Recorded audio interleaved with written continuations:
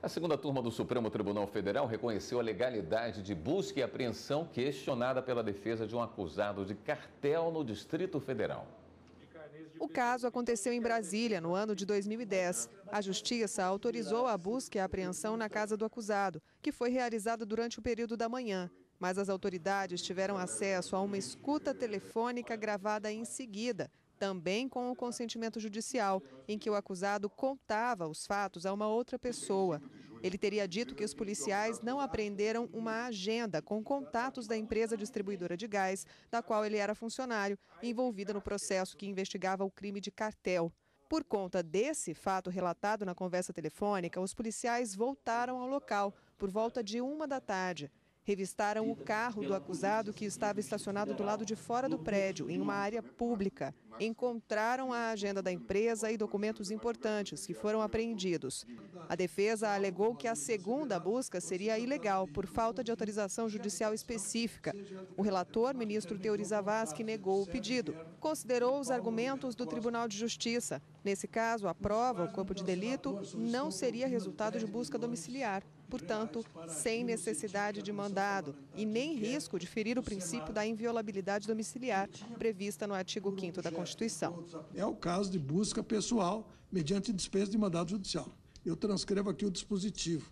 Conforme atesta a doutrina especializada, a busca pessoal consiste na inspeção do corpo e das vestes de alguém para apreensão de elementos de convicção ocultados, incluindo-se objetos, bolsas, malas, pastas, e veículos, automóveis e motocicletas, compreendidos na esfera de custódia da pessoa. Veículo, automóvel, motocicleta, navio, avião é coisa pertencente à pessoa, a razão pela qual deve ser equiparada à busca pessoal sem necessidade de quê? De mandado judicial.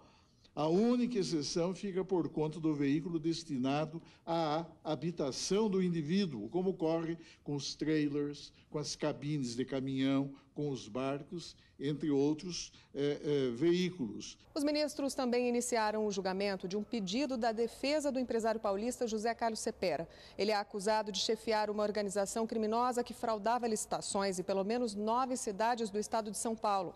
O esquema teria desviado mais de 615 milhões de reais dos cofres públicos. A defesa do empresário alegou que o Ministério Público não tinha indícios suficientes para sustentar a acusação de lavagem de dinheiro. O ministro relator, Dias Toffoli, concedeu a ordem para o trancamento do processo com relação a esse crime, mas o acusado continua respondendo por organização criminosa. A denúncia não descreveu quais licitações foram supostamente fraudadas, entre tantas que se coloca. Não descreveu quais foram. Diz, umas foram lícitas, outras foram ilícitas. Nem os valores. Não aponta quais foram os valores objeto de fraude auferidos que teriam sido objeto de lavagem. O ministro Teori Zavascki pediu vista para analisar o caso. Em seguida, o ministro relatou um pedido da defesa do deputado Eduardo da Fonte, do PP, acusado de pedir 10 milhões de reais em propina a ser repassada a um senador, relator da CPI que investigava irregularidades na Petrobras. O relatório apresentado na comissão do Congresso indicava o arquivamento das investigações.